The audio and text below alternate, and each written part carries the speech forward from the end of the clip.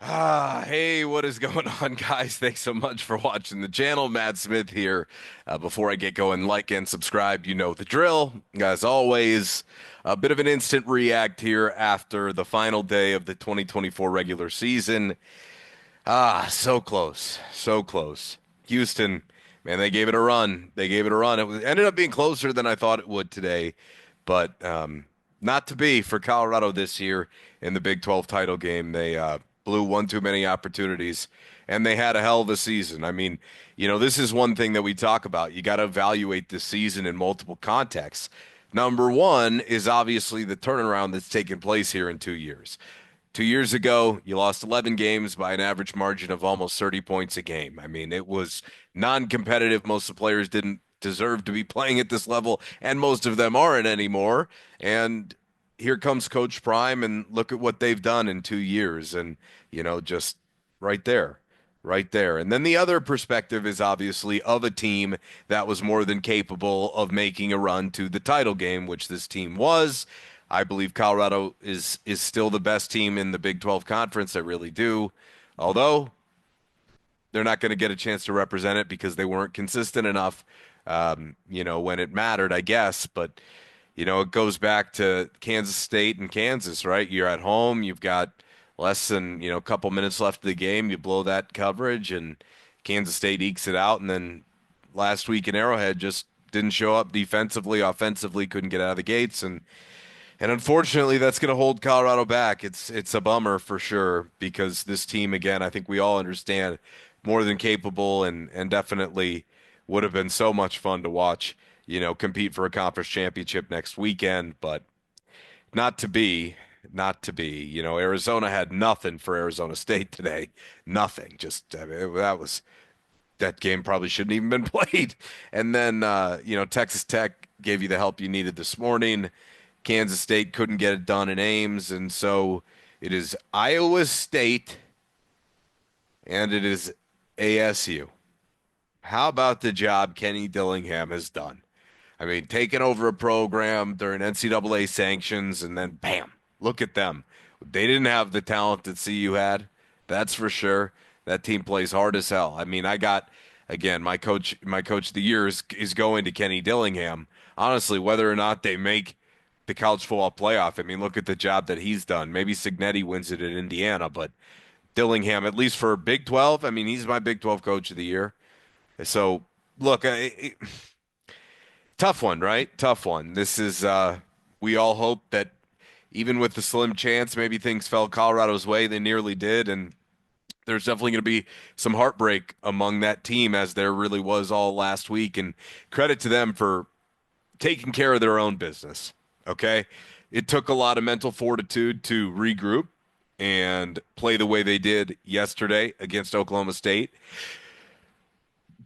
But unfortunately, when you let an opportunity like that slip, and they got a second chance, right? They did get a second chance because that Houston team came through for them earlier in the season.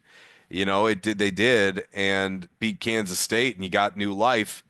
And then, you know, the rest is history, I guess. And so I'm sure there's going to be conflicted feelings out there, but I, for one, and it doesn't take away anything that they've accomplished. I think, at the beginning of the year, I said 6 to 7, maybe get hot, make a run. They did make a run.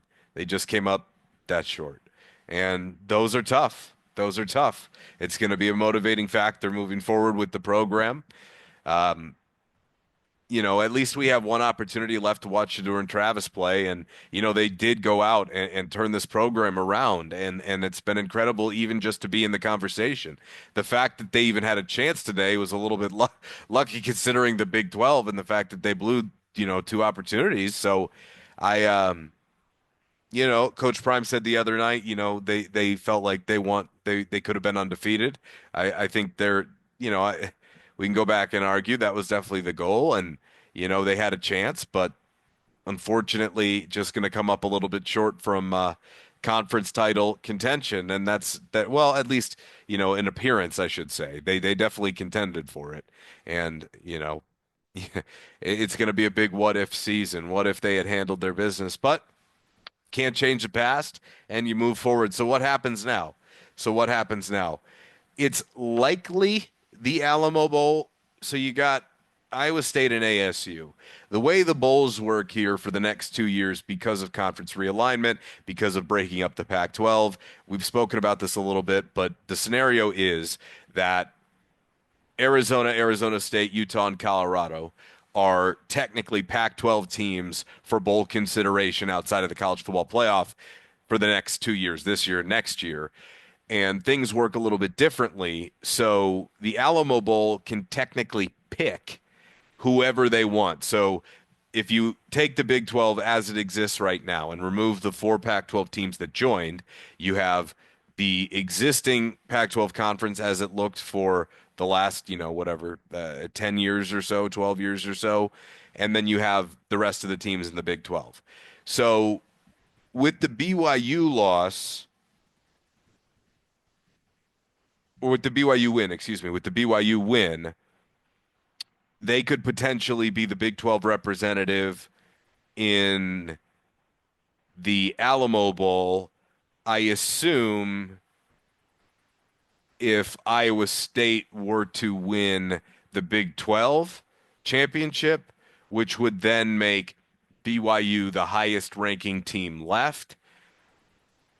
So if Iowa State beats Arizona State, it's most likely BYU in there. And if they lose, I'm guessing it would be Iowa State. Now, for the Pac-12 side, and it gets a little trickier, the Big 12 side is a little bit more cut and dry. So it's Iowa State beats ASU, then it's BYU. If they lose, I believe it's Iowa State. Conversely, for the Pac-12 side, I would think Arizona State would have a shot. Now, things got a little haywire today across the country. You know, uh, I don't think there's really a chance that the Big 12 would get a team in at large. There's probably an argument. I still think they end up putting another SEC team in there. Ole Miss, Alabama, one of those three-loss SEC teams, I'm guessing would get picked over a second Big 12 team as an at-large. And so the reason I bring that up is if Arizona State were to lose, their resume is still pretty impressive. And I'm talking about lose to Iowa State next week. The resume is still pretty impressive. So maybe they do get some at-large consideration. I highly doubt that. Okay. I'm going to operate on the assumption that that would not happen, which would then put them into the Pac-12 pool to be eligible to be selected by the Alamo Bowl. Maybe they would do that because, again, it is up to them. You're not setting up.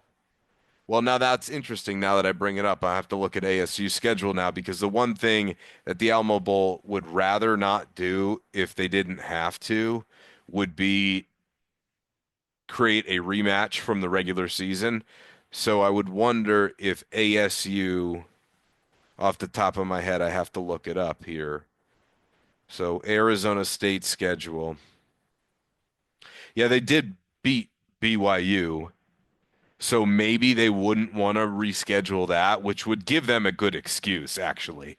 It would really give them a good excuse because, if they can pick anybody who they want and it doesn't matter off a record, then who are you going to take? ASU or Travis and Shedeur, who you already know are playing? The Heisman and the Unitas and the whatever else. Trav probably locked up the Bolitnikoff this weekend too. So I'm guessing for appeal, for numbers, for viewership, they would pick Colorado if wins don't have anything to do with it, which I don't believe they do, because I think they have the opportunity to pick whoever they would want. If for some reason Arizona State lost and they picked ASU, which again I don't think they would do, then it would be the Holiday Bowl in San Diego.